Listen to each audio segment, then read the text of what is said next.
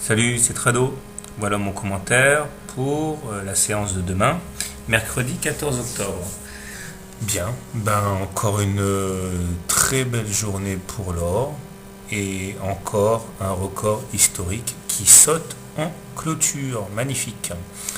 Là, je suis bien en peine pour trouver de nouveaux repères obliques parce que les canaux lâchent les uns après les autres.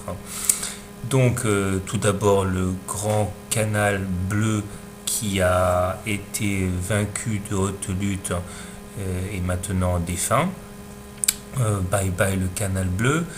Le canal rose, lui, est toujours en place, du moins la partie supérieure, l'oblique supérieure, gagne en crédibilité puisque c'est elle qui a permis le reflux des cours, de même que le contact avec la Bollinger supérieure.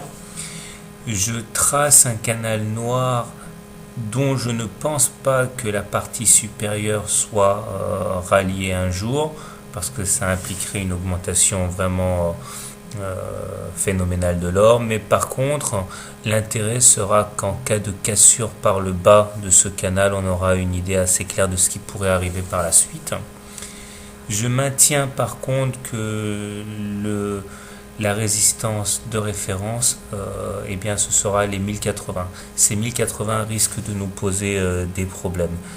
On verra si effectivement on les touche, ce qui pourra se passer par la suite. C'est l'occasion de remarquer sur les indicateurs techniques que cela commence à se tendre. Le stochastique est toujours dans sa zone de surachat, puis il passe au-dessus de son signal, c'est très bien. Par contre, il inscrit une première divergence baissière.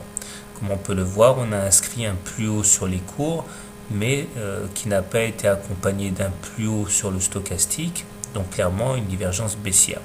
En tant que tel, ce n'est pas dangereux, mais un petit coup d'œil à ce qui s'est passé début septembre montre que ces divergences baissières sont parfois le prélude à des consolidations. On verra, elle peut toujours être invalidée. Le MACD, lui, est croissant et en pleine forme, le momentum également. Alors, que trader demain? Je ne vois pas ce qu'on pourrait trader d'autre que les impulsions haussières. Alors de ci, de là, je vois des intervenants qui commencent à s'inquiéter de la hausse à laquelle nous assistons. Il ne faut pas se leurrer.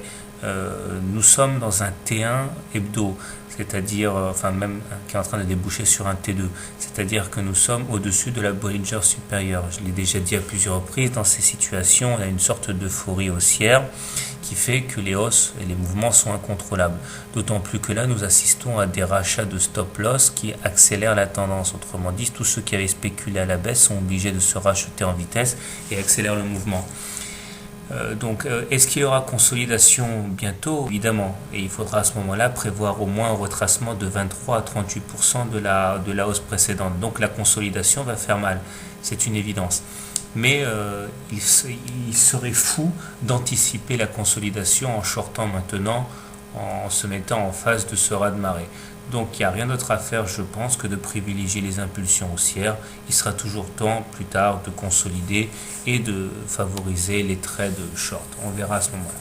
Voilà, bonne soirée et bon trade.